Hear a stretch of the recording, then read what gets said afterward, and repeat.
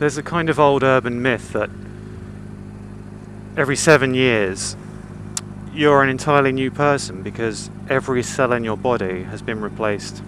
I think we know that that's not entirely true now, but there's got to be a certain element of truth to it.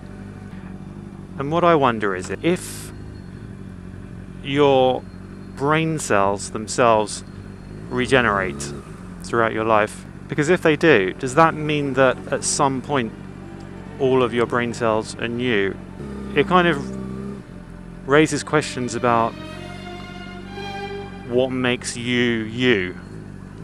If you were to replace a tiny section of your brain, like a synapse at a time, to the point where every section has been completely replaced, you're a different person.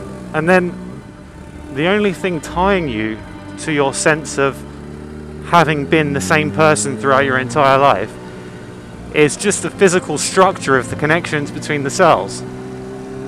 Because those memories surely are the only thing that make you you. If that's the case, it means that you could surely replace, a neural connection in your brain with an equally functioning mechanical, electronic equivalent, one tiny section at a time, and you would have no sense that you'd be a different person when ultimately you would be completely artificial. The reason I'm bringing this up is because if you could achieve this, then you could essentially transfer your consciousness into electronic form and escape all limitations of the physical body. We live on a world with a finite size, a finite number of resources, and an ever-growing population. We have a slowly dying sun, a cooling core, and a weakening protective blanket. So eventually, as a species, if we want to go as far as we can, we have to leave the planet. And I'm not just talking about living elsewhere in our solar system, because that's not a long-term solution. The destiny of the human race ultimately is that we have to become a space-dwelling species. Now, it's kind of a scary thought, but at the same time it's the only thing we can do.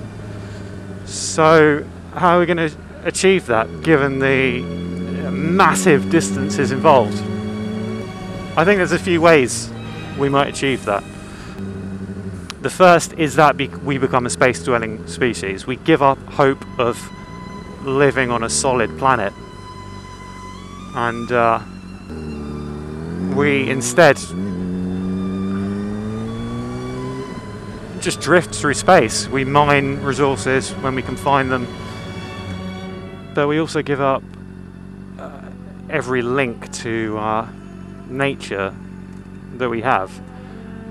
Everything we've evolved to work with and be surrounded by, for billions of years. Maybe not billions, millions of years.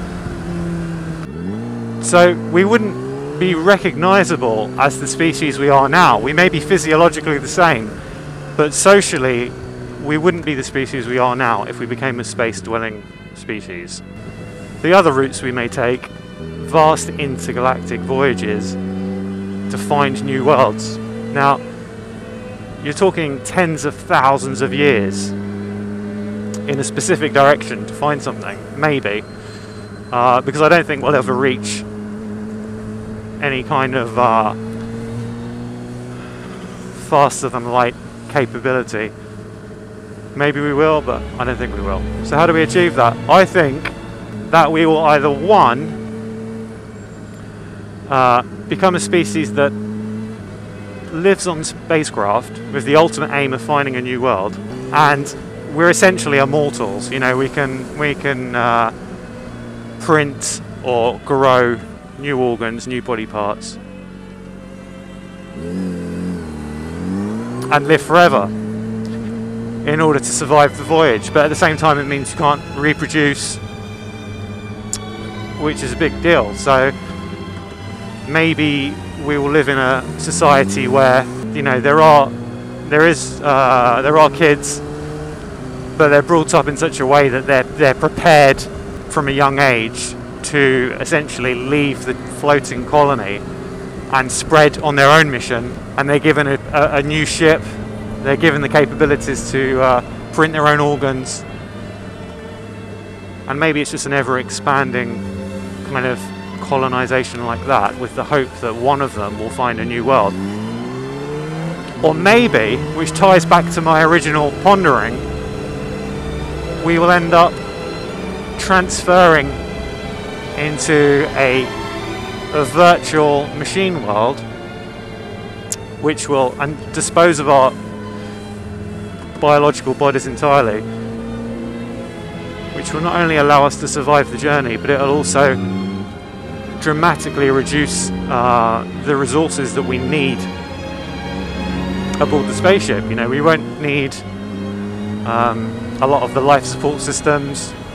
All you need is electricity, power, and the ability to maintain the machines, really, and of course propulsion systems.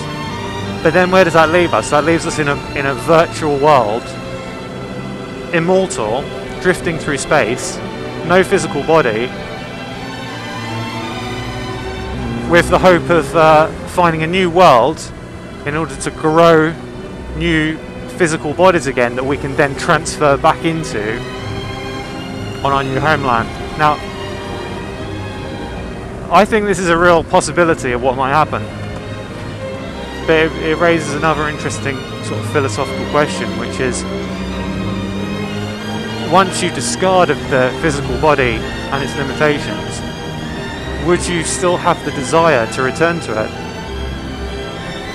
Would we just become aimless? It also raises another question, which is that if this was statistically likely to happen, i.e. transference into a machine world to preserve ourselves, who's to say that we aren't already in that state right now? Yeah. All this is assuming, of course, that we actually survive the current conditions of our world with its kind of greedy, fractured, short-sighted attitudes, which I very much doubt. I think we'll wipe ourselves out long before we need to leave. What is the ultimate destiny of humankind?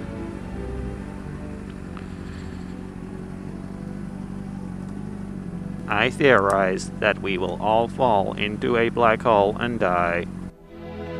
Well, that's a big pile of shit.